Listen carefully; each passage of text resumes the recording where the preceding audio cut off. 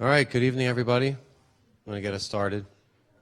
For those of you who don't know, my name is Ed Higgins. I'm an assistant professor of biology and chemistry and the chair of the science department here at Bryn Athyn College. And I get to welcome you, those of you here and people who are watching us live streamed on the internet, to what is our second in this distinguished speaker series here at Bryn Athyn College for the 16-17 academic year. Last month we had Mr. Feo Pitcairn. I was here. It was phenomenal, and I think tonight will be equally as good or better. So let me get us to our new speaker. Once in a while, you read someone's bio, and you just think, like, I want to be this guy when I grow up. And that's what I felt when I read Mike Pendleton's bio. So Michael Pendleton was born in California. He then attended what was then the Academy of the New Church College from 1970 to 1972. He got his AA here, finished his undergrad studies at Antioch College in Ohio. After finishing there, he and his wife Lynn moved back to Bryn Athyn, where I understand Lynn taught at the Bryn Athyn Church School, and what would soon be Dr. Pendleton attended the University of Pennsylvania Medical School. After graduating med school, Dr. Pendleton completed his residency in family medicine out in Sacramento. He then practiced with the National Health Service Corps in Eastern Kentucky for about 3 years before working with an independent practice in Hood River, Oregon for about 22 years. And this is where it gets interesting. During this time, Dr. Pendleton treated patients and also taught for various lengths of time in Vietnam, Albania, Turkey, Afghanistan, Iraq, Darfur, Sudan, and South Sudan. I told someone earlier today, the world's garden spots, essentially, right? He then moved to Botswana for 3 years and later served as a Fulbright scholar in Kazakhstan for the 14-15 academic year. Dr. Pendleton is currently on the faculty of the University of Louisville Department of Family Medicine. I've given you highlights. Now I want to hear the exciting part from Dr. Mike Pendleton.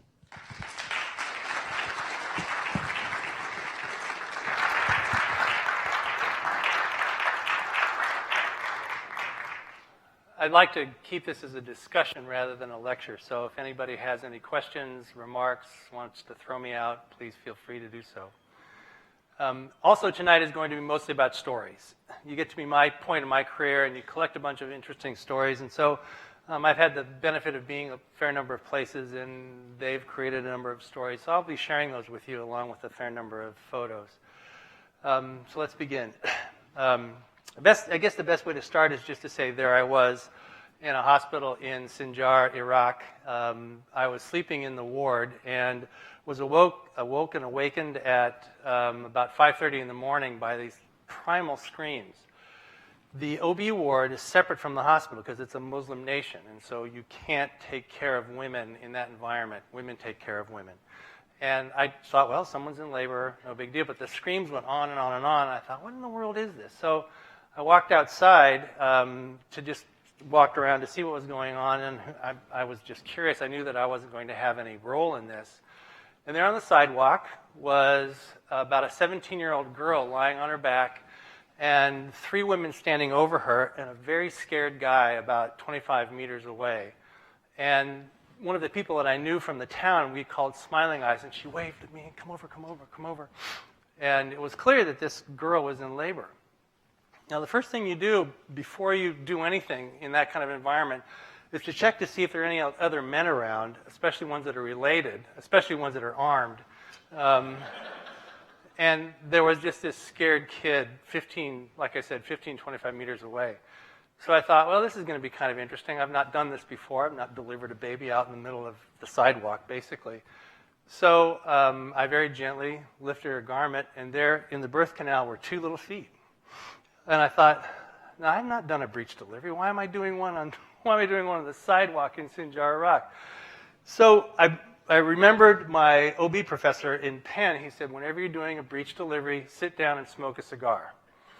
And I thought, okay, because the reason is that if you're extracting the child, the cervix can get, the head can get hung up in the cervix, and that's a bad thing. They take points off for that. So I just sat back, and the women are saying, do something, and they're saying it in Arabic, and I don't frankly know what they're doing, but I just put my hands up and said, just everyone take it easy.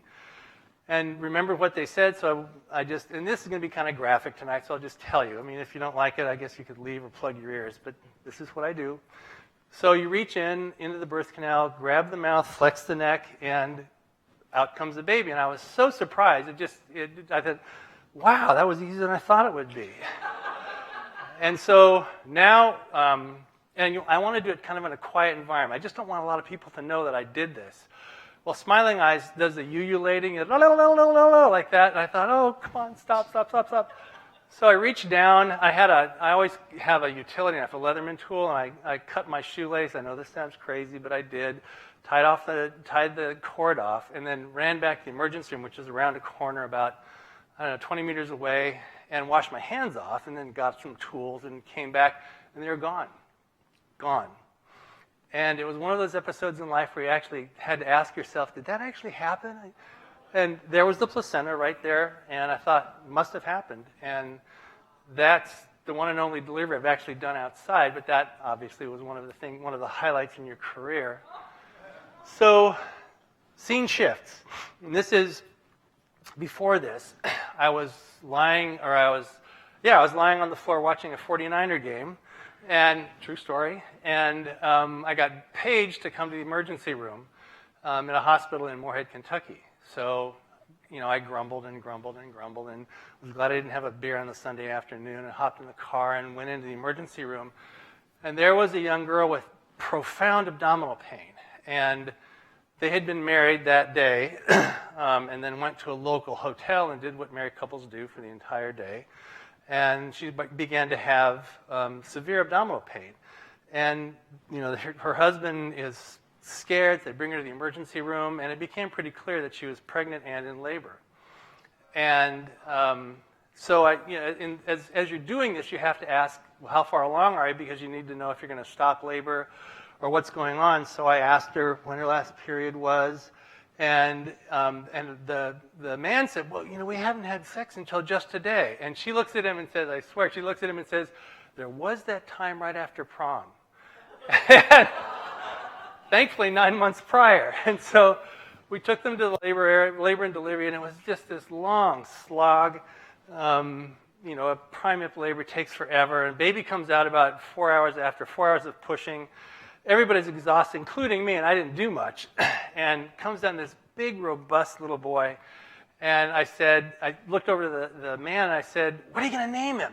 Thinking, what are you going to name him? I always ask. And he goes, what'd you say your given name was? And I thought, this is kind of cool, You're going to name him Mike. And I said, oh, it's Mike. And he said, Mike. Nah. So they named him Hargis. Disappeared. I mean, that's a common name there. Hargis Dwayne. Middle name was always Dwayne. Disappeared into a holler. Didn't see them for 8 months. Came out. Now, these are people who are like 18. And I thought, you begin to wonder, are they okay? What's happened? They show up about 8 months into it. Big, fat, healthy child. She's about as proud as she could be. Hadn't been immunized. Big deal. So I immunized him and sort of end of story. But that was the other sort of episode in my life that I really remember. About mid-90s, I got to thinking, I'm not really doing much here. I'd like to go overseas and see if there's something I can do in that environment. So off I went, and as a result of some of these adventures, I've titled this talk, Dr. Mike's Excellent Adventure, or How a Family Physician from a Small Town in Rural Oregon Decided to Pay It Forward and in the process gave his accountant heartburn. When I came home from Kazakhstan, Lynn was sitting there. I'd been gone for about a year, hadn't seen her in quite a long time. We exchanged hugs and emotive kisses and things like that, and came home. And what has been tradition in my life has been to start the day or start my reentry with an apple. A good Northwestern apple, or in this case, a good Kentucky apple. And so I walked to the refrigerator, and to my surprise, it had become a shrine to our grandchildren. I have no idea. Was unclear about why that was. But you can see there's kids all over the place, drawings and things like that. And then there was this thing in the middle, this piece of paper that said this: life is hard, you're not that important, your life is not about you, you're not in control, and you're going to die. And I thought, of all of the buzzkills in the entire universe, I get this. And so I stopped and looked at that and thought, man, this apple's not going to taste quite as good as I thought. Reached in and munched on it. I said, where'd this come from? And she told me where it came from. And I said, so who is this Richard Rohr dude anyway? I don't really... So she explained it. And in the process of trying to decide how I was going to present some of these stories, I thought, well, I'll just use this as an example or sort of an outline. But before I do, I thought I'd just present a couple of quotes that I tend to identify with. A person's life is really the same as his love, and what his love is like determines what his life is like, and in fact, his whole personality. This has been something that's attracted me to the religion for quite a long time. You are what you love. Part of this is sort of to discover that and experiment with it, at least from my perspective, and it's been something that I've gone by for quite some time. Also, what you do, what do joy, and happiness and pleasure have in common with doing nothing? Rather than bring us to life, doing nothing is actually deadly for us. And so what does nothing look like? I started to put that in my head. Nothing for me is being inert. I don't do well sitting. Other people can. I have a physics friend of mine who just sits, but he's going through his mind a lot of physics equations and what he's going to be doing. I just couldn't do that because I'm not moving. And then finally, life's most persistent, urgent question is, what are you doing for others? And again, I identify with this. And I don't want to come across as I don't know, holier than thou or anything like that. But these are three things that I've identified with for quite some time. So getting back to the list, life is hard. Well, really? But let's put this into context. This is in Darfur, Western Sudan. This little girlie came in, as you can see. The little boy came in, as you can see. And over a period of about a month, diagnosed with malnutrition, there he is. One of the big problems in countries that are under-resourced, there's two problems. One is an insecure food source, but more importantly, the other is the lack of potable water. That's probably the most important variable in the health of a village or a community. This child had malaria and wasn't able to find potable water, and was as you see him. This is a little girl in Akwem, South Sudan, also with something called marasmus. We would refeed these kids from a teaspoon because if you put a bottle in their mouth, they'd york it down really quick. But the thing to remember is that marasmus is the name of this particular problem, is a global dysfunction. So if you take a child like this, they're not hungry, which is sort of counterintuitive because everything about them is under siege. Kids can get malnourished, but more to the point, there's what are called comorbid diseases. So this particular child had pneumonia. It's not any particular surprise. So you're treating a whole bunch of things. There's a 5-item list that we would give. And this is with Doctors Without Borders. Oops. And so over about a period of 3 months, we were able to make a difference. And there she is just before she's getting ready to discharge. She didn't know how to sit. She didn't know how to crawl, so I taught her how to sit by just putting her in a cardboard box. And she slowly learned how to do that.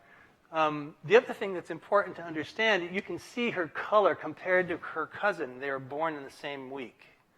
And this is her aunt, who won't breastfeed by tradition, a child not her own. Her mother died from I'm not sure what. So the aunt, to her credit, brought in this child. Other people would have allowed the child to die. And right here in the lower left-hand corner, you can see the difference in the pigment of the kid's skin. Now, fundamentally, they share the same gene pool. But again, this is severe malnutrition, and one of the things that doesn't happen is you're not making melanocytes anymore. So the skin color is quite a bit lighter. And even you can see on the right-hand side, even the light, accounting for the light in the picture, she's actually become a little darker. I thought I had it figured out with her. I thought, I got this. And then this little character walked in, and how old do you think he is? 10. And you can see that he's severely affected by malnutrition. This little guy was born and then promptly became malnourished. The reason is you can see the mother has no milk because malnutrition affects children, but it also affects adults. She can't make milk, and as a result, this little character suffered. And you can see scale by my hand. And the tube goes down in the stomach, and he thrived, actually. We were pretty impressed. This little girl had tuberculosis. She had what's called abdominal TB. What happens is that the lymph nodes swell, and where your small intestine joins your large intestine, an area called the cecum, there's several lymph nodes. The lymph nodes are big enough, they block the intestine. So this is dilation of her small intestine. And you look at her like that. The people in this particular part of the world I found to be unbelievably stoic. She is severely affected and so has pretty much shut down. And I was telling somebody about this.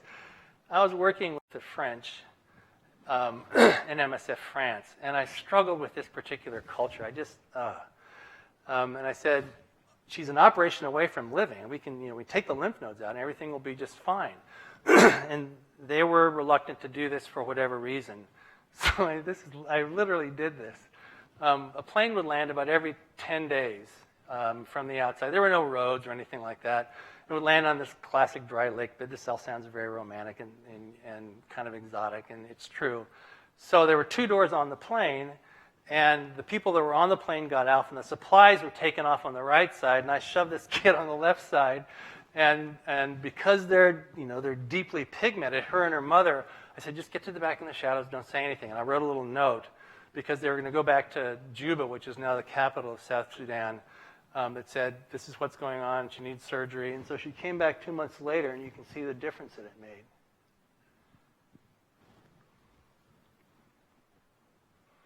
This is a child in Botswana. One of the things I want to draw your attention to is what I call the 1,000-yard stare, 1,000-meter stare up in the upper left-hand corner. And again, you can see how light she is. Kids who are this marasmic or malnourished, they've lost animation. So their face doesn't really reflect anything that you'd expect in a child like this. Excuse me. So over a period of about a month, she was fed. One of the things that happens in kids once they start to nourish themselves is they pass out. They just sleep the sleep of the dead. So she was asleep like this for 22 hours out of the day. And I'd go in and wake her up, and she didn't want to be awakened, obviously, but she was just catching up on months of living. And this is her just before she was going to be discharged, and she had become this little toddler, this kind of terror of the ward. She was into everything. The nurses couldn't keep her out of things, and so they tried their best to get her to color. She wasn't interested in this. All of the nurses, of course, are big sisters or aunties or mothers, and they're extraordinarily good with her. And they're having a hard time figuring out where to go. Both of her parents had died, and they ultimately sent her home with her grandmother. But things are going well when she starts to act her age, right? And we are really quite relieved. This is a little guy who came in again. Notice the 1,000-meter stare. Notice how his skin looks. Then he met a little girl who had HIV and shingles. But if you have HIV, shingles goes this was all the way up her back. It was just remarkable. And again, really very stoic. She just came in like that. We treated her malnutrition, and this is the result 1 month later. The thing that's interesting about this picture is that this little boy's name is Isaac, is that he was holding onto a bone. They eat off the bone, and then this was his toy all afternoon long. He just was fascinated by it. He'd eat it. He was sucking the marrow out of it, and he just wouldn't let go. They would eat all of that once his appetite kicked in, and then this is his discharge on the lower right-hand corner. This is, now remember, life is hard. This is HIV delirium. One of the things that happens with HIV accelerates every pathologic system in the body, including delirium. And so this guy was delirious, or we would call it psychotic. And this is HIV wasting disease. If you look at his upper right shoulder, you can see those little spots. That's Kaposi sarcoma. Both of these guys lived. In fact, everybody lived so far. Yeah. Do they have to keep on medication for all their lives? So how do they get that medication? Excellent question. Botswana is a single-payer system. We were talking about this with some other acquaintances and friends. The question was, how do they continue with their medication? How do they get the medication? All over Botswana, there are HIV clinics. You show up to get your medication, you go home, come back, show up to get your medication. You see a physician each time because we want to make sure that you don't have some of the comorbid problems associated with HIV. Medications are free, clinics are free. All over Botswana, there's huge billboards that say, who's in your sexual network? We talk about condoms. They talk about things that you need to talk about in a country where you have the second highest incidence of HIV in the world. So everything was just completely matter of fact. There were no judgments made. Everybody showed up. They got their medication. They went home. We would measure some routine measurements. One was viral load to see if the amount of viruses in their body had been suppressed maximally. Other things you can check in their immune system. And then examine them for any kind of problem they might have. We had a housekeeper, didn't need one, but it was sort of expected of people in my station who had a cavity in her tooth. And we sent her for an HIV test, and it was positive because one of the things that happens with HIV is that your teeth become quite carious. Okay, you're not that important. Me, yes I am. Other me, no you're not. Me, yes I am. Other me, nope, you really aren't. You're not.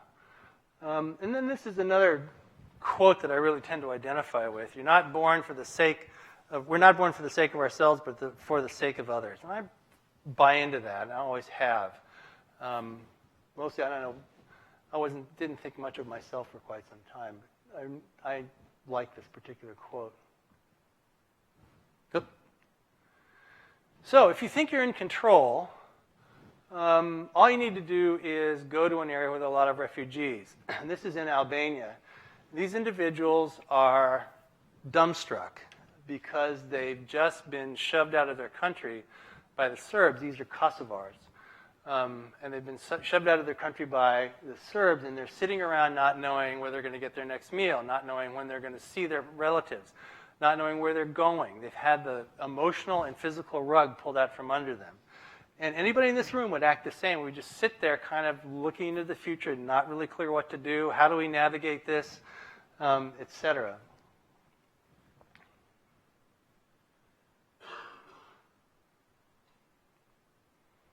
One of the things that you do is you want a photographic record of who you are and where you've been.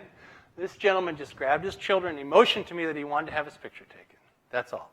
Because he wanted to just have visual evidence that he had his children with him. And this happens a lot. You don't let your kids get too far away because these are the things, obviously, that are most important to you.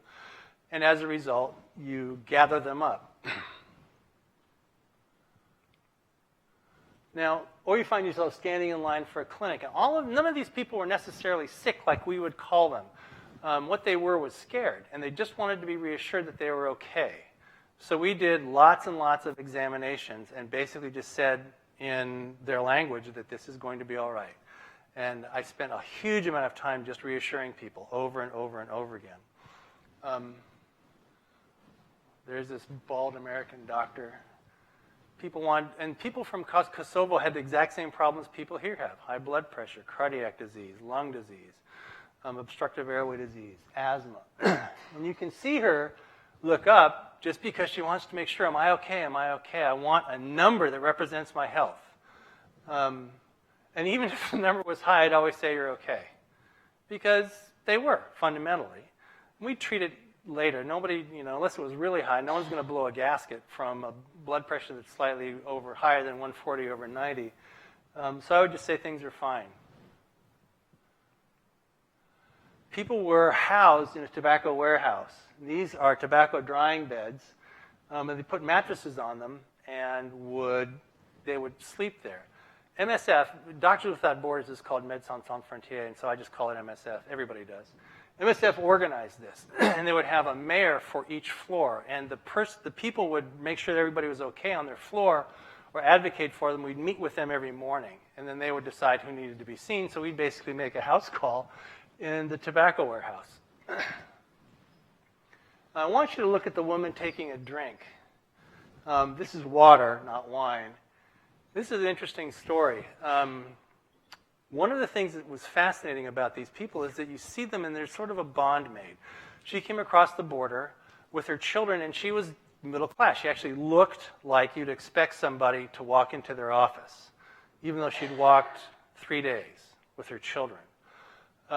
She was, as you can see, she was relatively, she was beautiful, and looked a little the worse for wear, but once she was able to get to the warehouse and get a shower, she presented herself as somebody who was sophisticated. And her children were basically fine, as was she, but she would find me every morning and make sure that I saw her kids to reassure her that they were all right. And I did a lot of that, as I've told you.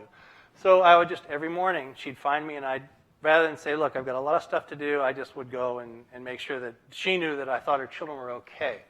Okay, freeze frame. 3 years ago, I was working for the man. I was working in an urgent care center for this big medical industrial complex as I was applying for the Fulbright. And I walked into a room, and there was a woman who was against the wall, and she was speaking to me. She had 3 kids. She was speaking to me, and I said, excuse me, where are you from? And she said, Kosovo. And I said, are you, what? And I said, really, I was there as well. This is her. And that's how it turned out. She'd gone down to Macedonia, somehow navigated her way to the U.S. So I walked in, I couldn't believe it. And we couldn't believe it, so we're all crying and hugging and things like that. She got remarried, had 3 more kids. These guys had obviously had grown up. And, I was in a hurry. There's a zillion patients I had to see. But anyway, this was one of those episodes in life that sort of comes around.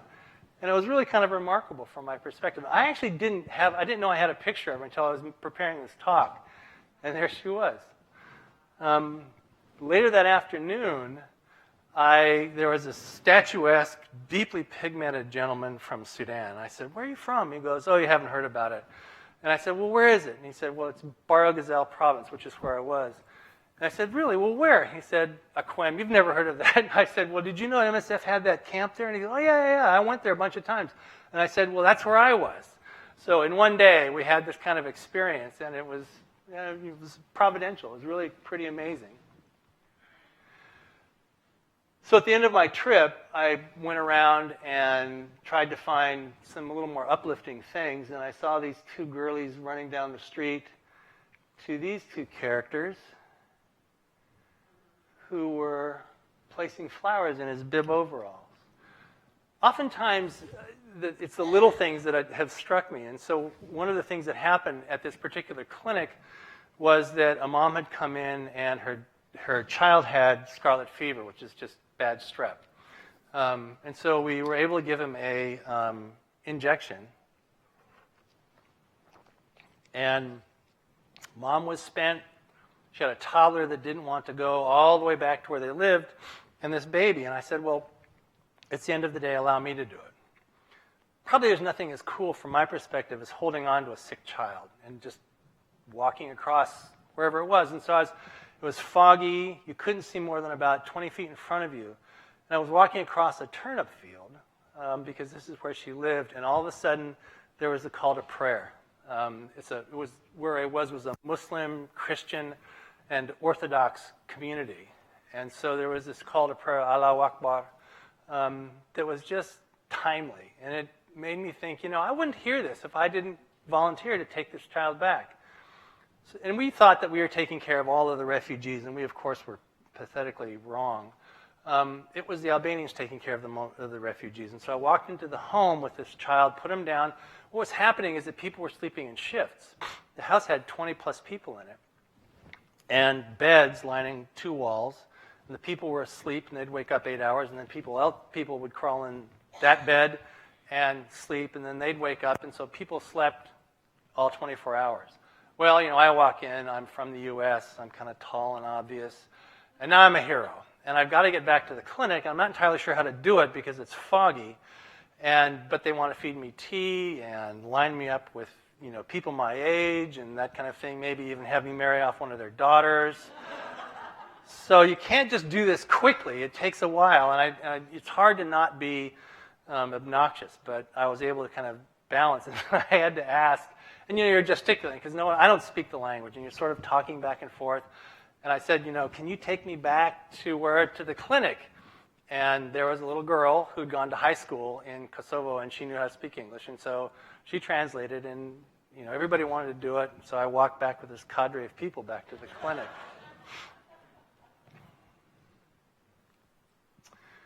So your life's not about you. I find that to be true, but Chernoff said the most painful thing is losing yourself in the process of loving someone or something too much and forgetting you're special too. It's difficult. I find it difficult sometimes to honor myself. I think that I sometimes find myself getting too far outside of myself, and it takes me a while to sort of reel myself back in and say, no, you've got to really honor yourself, love yourself before you can do something like this. My approach, I leave it open to you to decide how you'd like to do it. But if you continue to dip out of your bucket and no one's filling the bucket, then it can become kind of lonely and uncomfortable. And so I came across this, and I tend to identify it. This is a clinic in a place called Ntlantle, Botswana. It had been a long week. This was on a Friday. My job was to go all over southwestern and western Botswana. And in Botswana, we would it's the classic kind of romantic thing, right? You'd get on an airplane, fly out, land on a dirt strip, and then treat the entire time. Teach. The idea was to teach, not treat. So I would teach the outpost nurse or physician and then fly home. And so I'd done that one day, and then I'd worked in other hospitals. And each day I had a septic child. Sepsis, you may or may not know, is an overwhelming infection, and it can cause all kinds of trouble for an adult, let alone a child. And I just, by bad luck or luck, had this happen, and we would teach and treat. I was treating, even though I don't like to, patients because they're dying on you, and you've got to get busy. But everybody had made it, so I was feeling really pretty cool. I thought, okay, this is good. It's a Friday, it's an afternoon, I just took care of this sick kid. I'm going to go home and have me a beer. I don't think Lynn was there, I can't remember. But anyway, I'm going to go home and have me a beer. So I pulled into Ntlantle, which is a remote nursing station, kind of off the main road, I don't know, dozens of kilometers. And this is the clinic. And my job was to find clinics and then teach, kind of like making cold calls and sales. And went in and kind of looked around. It's a Friday afternoon, so the place is closed.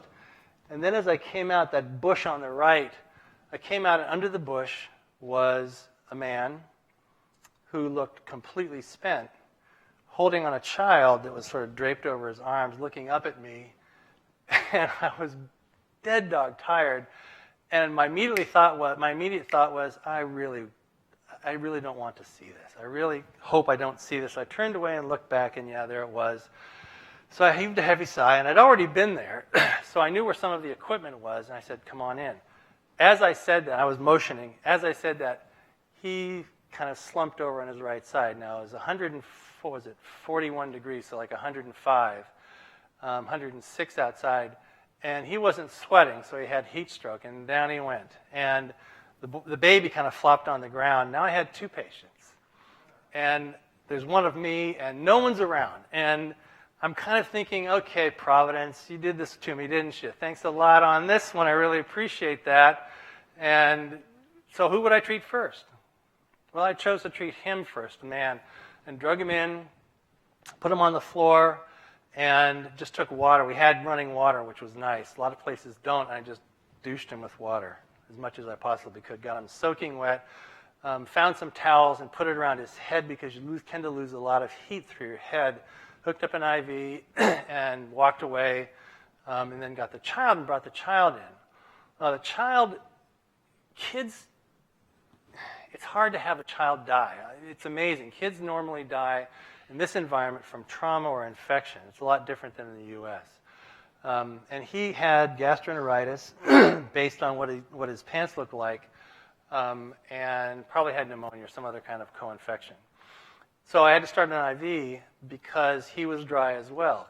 And in somebody who is dehydrated, in the grandfather wasn't too much of a problem, but somebody who's dehydrated, it's impossible to find an IV sometimes, a site.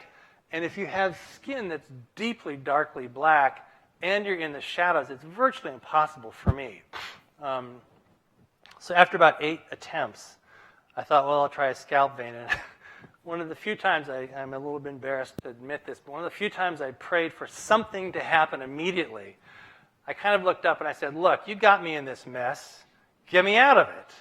And so I was able to, I said, I'll tell you what, I made a bargain. I can't believe I did this. I said, and I actually said this, I said, if you can help me start this IV, I won't cuss for a week. And believe me, that was a big sacrifice from my perspective. So lo and behold, and half was hoping maybe I wouldn't get one in because I didn't, I'd just move on, but no, I got it in.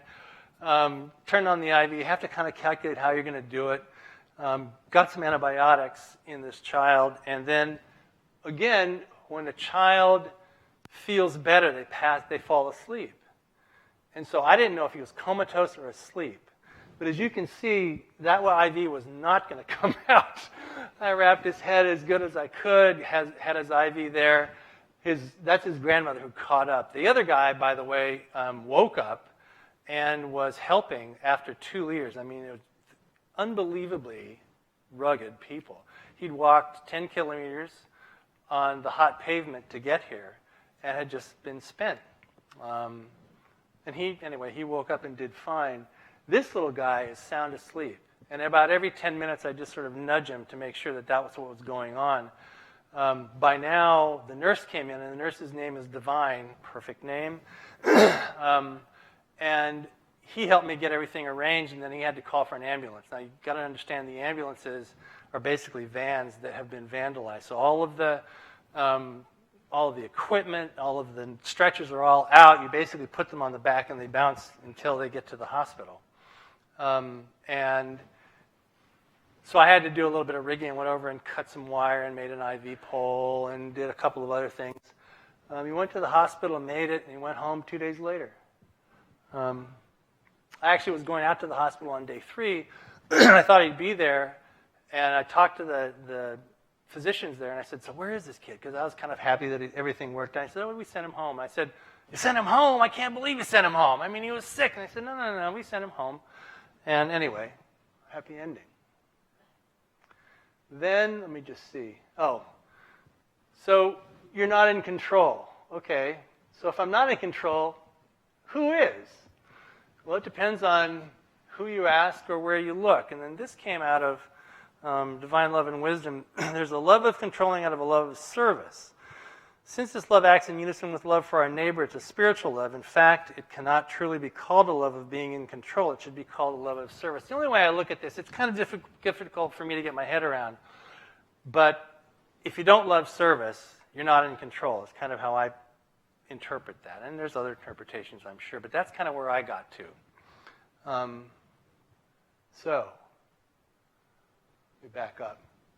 I lost 9 kids in a day in Sudan. I was furious. Man, I was hot. I walked out to the dry lake bed. There was a group of 20 dogs that were kind of benign. They had a pack. You know who the alpha male and the alpha female was. And I was kicking rocks and cussing and, yelling at God, yelling at anybody that would go by, throwing rocks at dogs, just full on pissed off. And it dawned on me right then and there I was doing this wrong. I was treating these kids and adults. I was working at a therapeutic feeding center. I was treating the kids as fast as I could in the morning, so when we had admissions, we could catch up. And what was going on was that the MAs were relying on me. The medical officers were relying on me. And they're getting out of my way because I was older than they were, and because I knew more than they did. So they were intimidated. And I thought, okay, what we've got to do is take much longer and teach, which is what we did. So this is teaching. This is in Sudan, what's now South Sudan, in a town called Athyn, which is just a little village. That place was started because of the North fighting the South. And so you'd walk And occasionally you'd see military formations, guys would point guns at you and say, stay away, and I thought, yeah, I'll stay away. I got on my bike and would turn around. But this is me teaching. And that's what we did for 12 hours of the day. New admissions would come in, we'd teach. And I just got started. This is month 2 out of 6 months. Whoop. These are my buds that I started to teach. Every one of them, by the way, is a lost boy. They went to Ethiopia and they came back. Every one of them has seen somebody die by gunfire, or killed somebody. And were completely humble about it. And they didn't talk about it. There was no bragging. That was just a matter of fact. And they were in this because they were moved. Not all of them had noble motivation, but they're in this basically because they were moved by what they'd seen, and they wanted, as it were, to give back. Plus, they wanted to get reliable food because we fed them. Plus, they wanted to get some money. But basically, these are the guys that I was with the most. Then I got upset. I was really tired. My bucket was dry.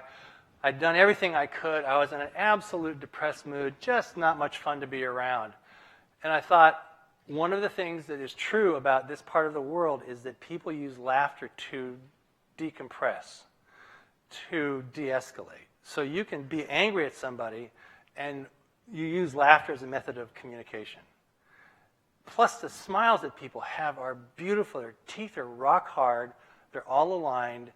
And it's this brilliant white against deeply pigmented skin. So I thought, I'm going to take pictures of smiles. So just bear with me.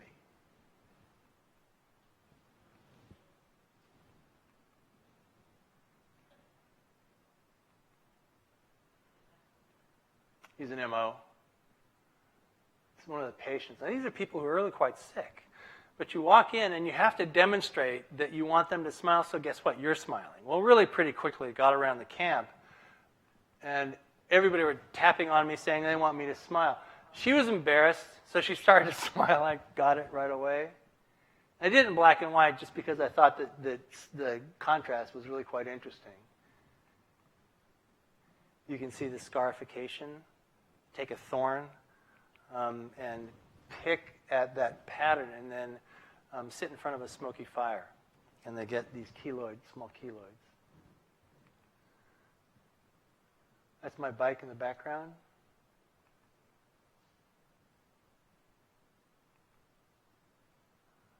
This is a guy who was somewhat delirious. Loved the hat. This is one of the MOs.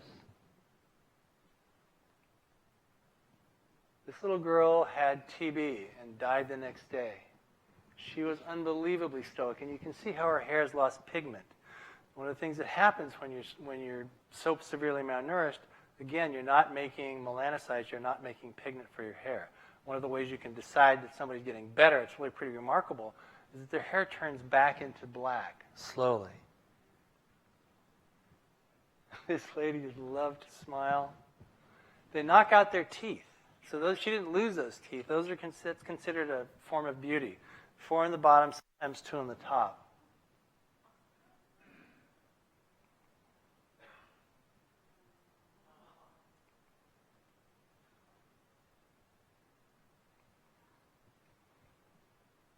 Oh, I should tell you a quick story. That's a radio antenna he's biting on. We had lost the antenna. And everybody was looking around for it. It's lost. We came upon this character, and there it was. I don't think that he stole it. Somebody else did and tossed it. He's just playing with the end of it. Remember, these kids are all sick.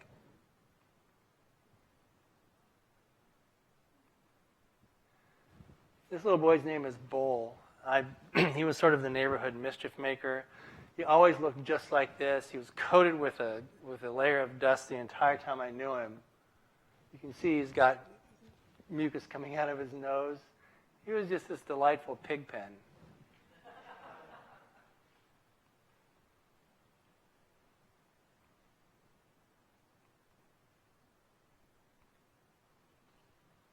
She wanted me to take her picture. Of course, I wanted to.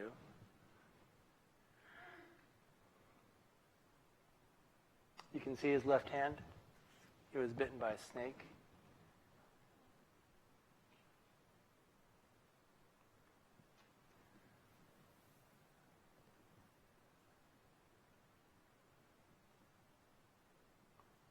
These kids come in and they're septic, and with any luck, you can start an IV in their bone marrow, so-called interosseous. It's really easy to do. I thought it was going to be hard, but I learned really quick. I stopped doing IVs other than this. You just kind of go in and feel a pop and you're in, and it's so easy. And we're able to rehydrate her, give her antibiotics, and there she is. And one of the ways you can tell that they're well, of course, is that look at you. So it's called en face position. You know, everybody's done this. You pick up a child, and they look at you right in the eyes as opposed to looking down. She was just really ready to chat. She had a story she wanted to tell. Okay, you're going to die. I don't like that idea, but I guess it's inevitable. I suppose I probably should act my age a little bit. So you're going to die, but not before you celebrate life. This is something called a dashti. This is a plane in Afghanistan. Everything is monochromatic. It's the same brown color. The bricks that you make your house with, everything. And as you can see, there's some yellow dots. The night before, this is December 21st. The night before, I was lying on the roof of my compound, just admiring there's no light pollution, so you can see every star in the sky. It's just amazing. And I was looking at it, and across came a jet, kind of, I thought, what's going on? What is that doing up there? It was probably around 1 in the morning. Well, what it was doing was dropping food packets because this is Eid. This is the end of Ramadan. And so it's a way of Americans showing that we understand what you're doing and that we celebrate you. They're the food packets. These are food that's basically ready to eat. It comes out of Dallas. It's not like the MRE. It's a little bit different. So this is the going to die piece. Everybody's happy. It's celebrating. They think this is really kind of cool. And this is the MRE. I don't know if you can tell. There's lentil stew on one side, beans and rice on the other. That packet, the little skinny packet right next to the yellow container is peanut butter. And there's jelly. Now, these guys haven't seen peanut butter, let alone jam. They don't have any idea what this is. So I'm opening it up and saying, this is from us. This is cool. This is peanut butter. I'm tasting it. And they look at it and go, and spit it out. I said, no, this is gel. One guy thought it was glue. And he said, you like this? You need to repair his shoe. They didn't like the jam, and they didn't like the stew because A, it was cold, and B, they love meat. And this is a vegetarian meal, so they couldn't understand what that was all about. But they ate it, and here he's trying to eat the lentil stew, kind of holding it. We'll amuse this ugly American. Everybody's in this great mood. I mean, it's Eid, everyone's eating, it's hilarious. I'm standing there taking their picture. So then they wanted me to have the picture with me, and you get a bit of an idea of the scale of how tall the average Afghan is. At least that part of the world. And this is in a place called Rustak, which is northern Afghanistan. This was just after, you may remember, Massoud was assassinated and the Taliban were driven south. So it was a touch dicey, I guess. But not as dicey as I made it for myself. Now, I'm I'm kind of proud to be an American. I'm going, yeah, we did this. This is kind of cool. Then I see this kid collecting a bunch of them, knowing full well that they'd wind up in the market the next day. And there was this part of me that just didn't like that idea. What he was doing was he was taking it to this truck and putting it in the back. This guy is a so-called warlord. And these are his guys that work for him. You can see the guy on the right, the left is armed, the guy on the right is armed, and the guy back there has a pistol. And I walked up to the warlord. This is what happened. I walked up to the warlord and I said, hey, this is all, this is from the U.S. This is for everybody. Don't take this and sell it in the market. And I was a little more demonstrative than that. And the guy said, okay, line up. There are 3 of us. Line up. I want to take your picture. So we line up in a line, and along come these henchmen guys, and they're facing us. Each of them is armed. Can't believe that happened. So I figured, I'll just turn sideways just in case they miss. I literally did this. And then he came along and took our picture. I don't know if he meant to scare the life out of me or not, but he sure did. And that, I had it coming. I was just being an arrogant person. This is the other place that you can actually auger in. This is in Darfur. These are the Janjaweed. You may have heard about them. The Janjaweed were people from villages, and all they would do would be to arm themselves so they could get food. And along comes the military, and they would just blend back in. It's a lot like what's going on in Afghanistan, Syria, Iraq right now. There's no good guys and bad guys. You can't find the people that are necessarily bad. But these guys are armed, and they had a lot of fun with their guns. So you'd come up and go, like that kind of thing. This actually happened. Well, I'll go into that in a minute. Anyway, the guy in the middle with the beret and the glasses, he was the commander. And the only reason he was is because he thought he was the coolest guy. And he was. So he was kind of like the coolest guy in the frat. I didn't allow guns in the clinic. This is where it got kind of dicey. I'd say, no guns in the clinic. And they would say, yes, guns. And I'd say, well, just put them up against the wall. So they'd post a guy, and he would be the guy that would guard the guns. I came to find out that they actually weren't loaded. Right. I didn't believe it, but there they are. This is Eid. Everybody invites you off the road, so I'd be walking down, Dr. Mike, come on in. And you'd sit down in this feast and try to eat it, and then the next house would do the same thing, and the next house would do the same thing. The clinic where I taught was probably about 1 kilometer away, and it was impossible to get there without a lot of food.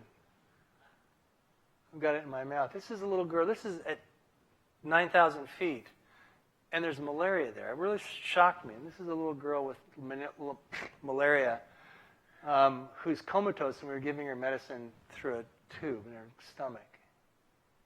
I'm not sure why I'm looking so happy, but I was. This is in Darfur. She's malnourished. Again, Darfur. I don't have a whole lot of pictures of me. I had to collect these. We set up a clinic under a tree. Pull out this mat, set it up. Didn't tell anybody ahead of time we were coming, and within half an hour, everybody knew we were there, and we collected this number of people. That's probably half. Have no idea how it happened. They just showed up.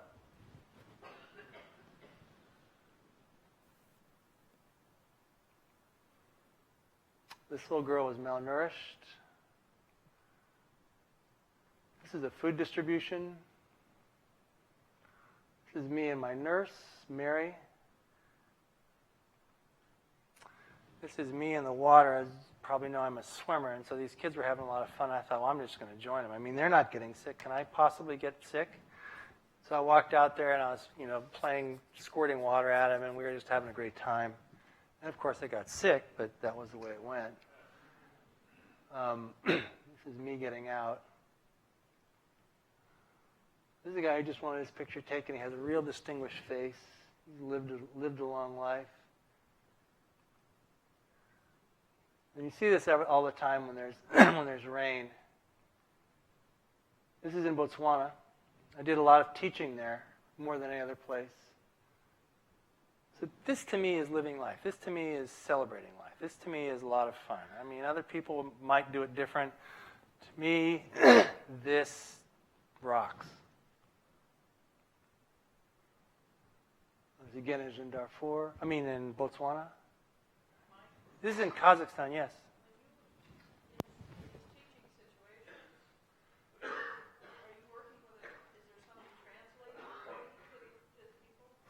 The question is, I'm asked to repeat the question so the folks watching the streaming understand. The question is about language. Can you communicate when you're teaching? The answer in Botswana is yes. Virtually everybody spoke English. English has become the universal language of medicine at this point. So it made it easy. This is in Botswana. I'm sorry, Botswana. This is in Kazakhstan. This was just a year and a half ago. This is in their medical school in a town called Aktobe. This says gastroenterologue. This is a gastroenterology display. These are all medical students. This is a class that was doing a lottery, and I was just walking by, and they said, Dr. Mike. And so I got up in there and smiled with a cheesy grin. I had no idea. People in Kazakhstan love to have their picture taken. Love it. And so every picture there is. This is in a clinic in a rural area. The nurses are the ones that have the hats This is in Astana, the capital. Teaching abdominal exams. So this is grand rounds, and I talk about a patient and then grab a medical student. The medical students are great because you can abuse them. And they would come up, and I teach them how to do an examination of the abdomen. These guys are interns, and they're about the level of a second-year medical student here. This is a clinic masterclass. This is a selfie, first selfie I ever had. I made it that long. Everybody loves KFC. Everybody loves KFC. I would start the diabetes talk with that. I said, "What's your favorite food?" Thinking it was going to be some, food that took a long time to prepare or something like that. They have a great food called bishbarmak, which contains horse meat, KFC. And so I just thought I'd throw this in because this guy's in a KFC coma. He's just done after a bucket of chicken. And so the key to this is that they're a generation away from diabetes, right? And they have underwritten health care and sometimes underwritten housing. So this is a nation that's going to have to make a choice between underwritten education, and free health care, because diabetes is hugely expensive. And that's simply because the kernel has shown up. So you will go to a mall. This is in Astana, and there's like 5 malls within walking distance. Each one has a KFC. Each one has other ones, but KFC has the longest line. Bear with me, we're almost finished. This is my baseball team. 5 nationalities on the team. 2 Cubans. This is a great baseball field. There was a mean dog over the other side of the fence, so if you hit a home run, you were out because somebody had to go get the ball. The foul lines were plastic bags that were tied onto the fence. The dugouts were used by drug addicts. This is Panfilov Park, a park that I visited quite a bit from my apartment in Almaty. I just thought I'd finish with these gorgeous faces. This is something called plumpy nut. Once these kids get to a certain point where they can eat solid foods, plumpy nut is peanut butter that's fortified by soy. And the nice part about it is anybody can make it. So this is made in country. The peanuts, of course, have quite a lot of protein. And once it also has sugar in it, so the kids love it. Finally, I just want to say that 47 years ago, I came to this institution. I was a mad kid out of California. I thought I was going to become a member of the clergy and change the world because I'd have street cred as a minister. And the clergy here quickly disabused me of that idea to their advantage. And so I defaulted what I always wanted to be, which is a physician. One Friday afternoon, Jay might have been on it, Bergen might have been on it, I decided what this place really needs is a water fight. So I got a garbage can full of water and went out. The first person walking down the it was a girl, of course. Boom, got it.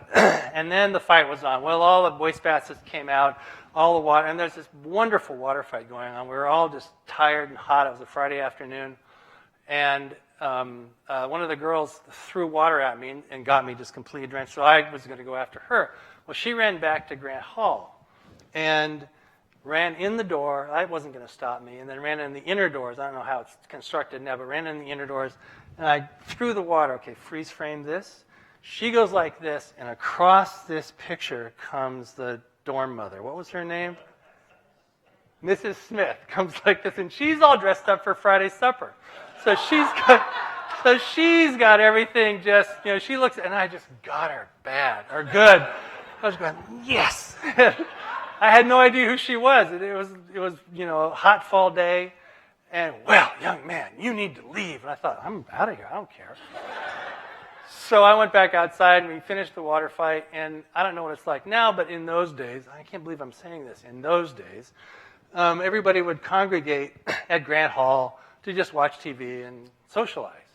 So in I walk along with everybody else, and there was this rather officious house mother who said, Mike, I think Mrs. Smith meant don't come back.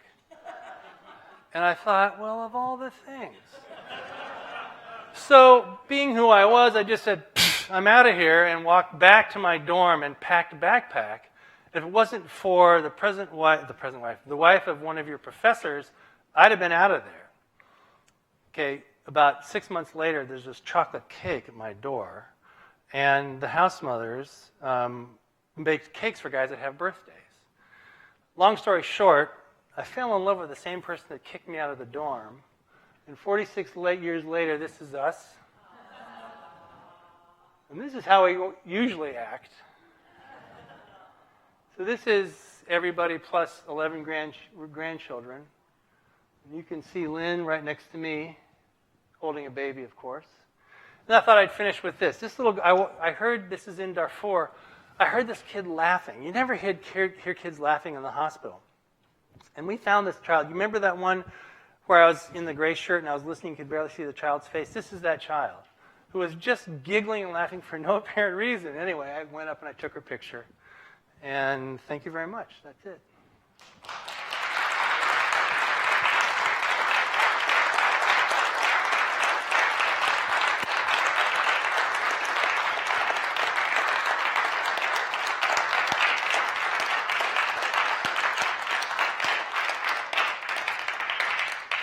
If you have questions, good jokes, whatever you want to do, comments,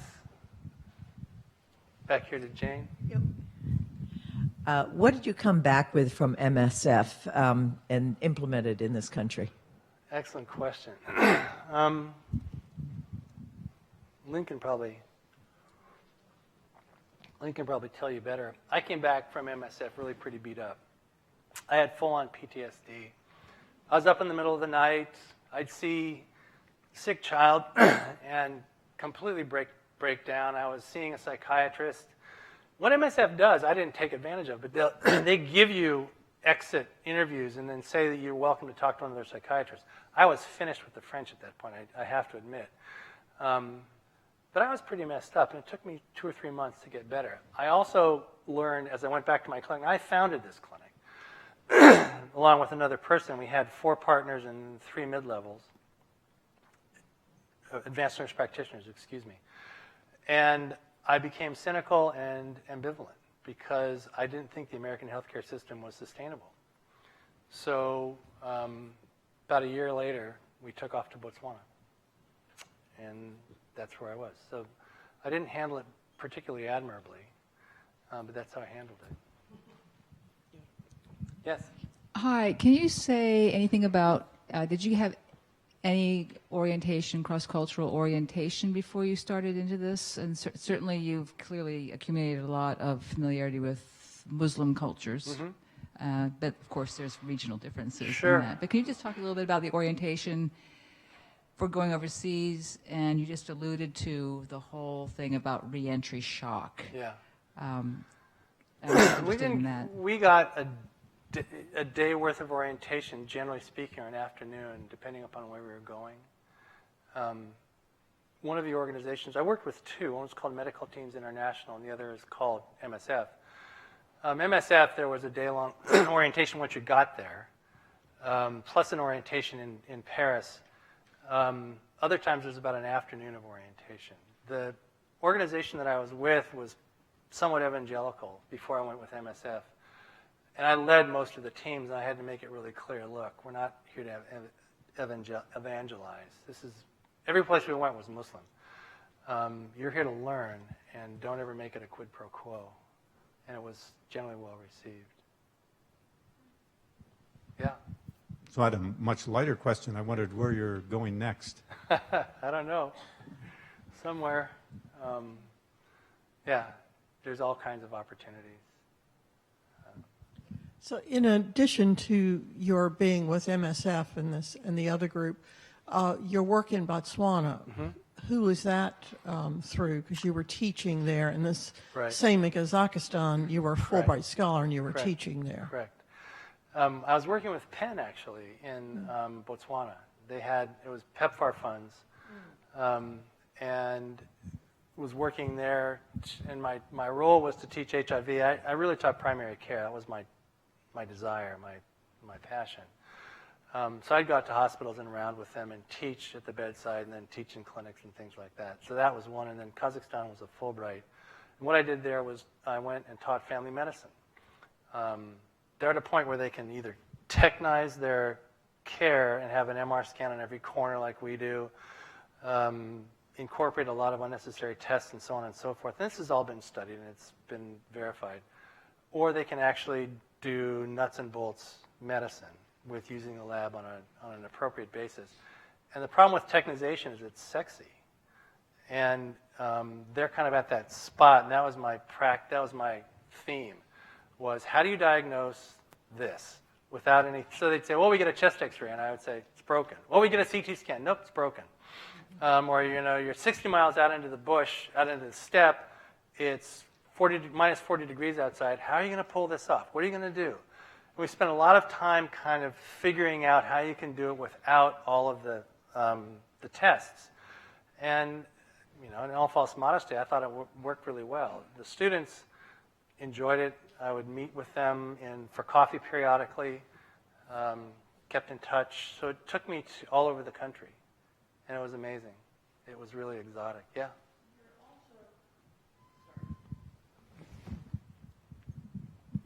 You're also kind of alluding to the social determinants of health. What you just said, and also earlier with water and being so important. In many places now, we're really thinking that in medicine, we really need to pay equal attention to, like, clean water and bring engineers in. Yeah.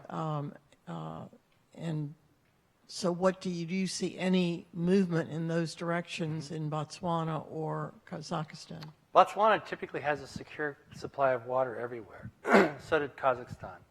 The interesting thing was in Sudan, Oxfam would come through and they would drill boreholes. But before they did, one of the things that they would do is go to the village and say, okay, we're going to come in and drill you a well for free. Like I said, the number one variable in the health of a village is potable water.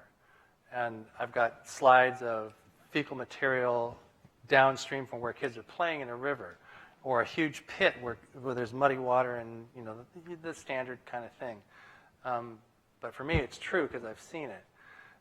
Oxfam would come in and say, okay, we want a group of men who will teach how to maintain this well. And they designed a wellhead that only had, I think, 2 or 3 moving parts with a handle that was probably this long so anybody could use it. And then they'd leave. They'd set it up and leave and say, this is yours. Where I was, they had 5 wells, and that well was busy 24 hours a day. I'd go out to the hospital, which was past several wells, and somebody was always pumping that water. People would move to the wells during the food gap season or during the dry season. So it was huge.